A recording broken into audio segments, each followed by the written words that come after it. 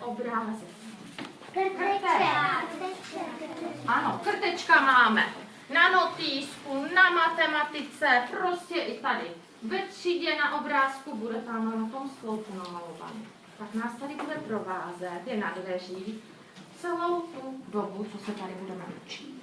Tak a vaším úkolem je vyzkoušet tady ty nové pastelky, které jste dostali.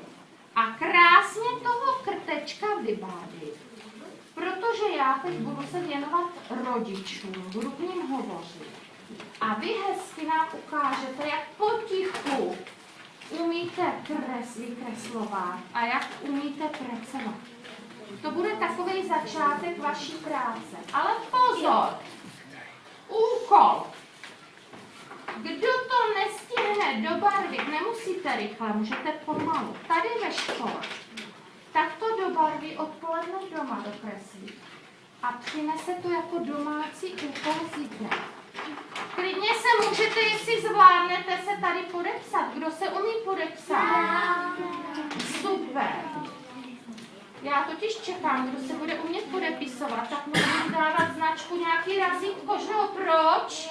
Když se umí podepsat, tak nebudeme si hrát na školkáčky, když už nejsme, že?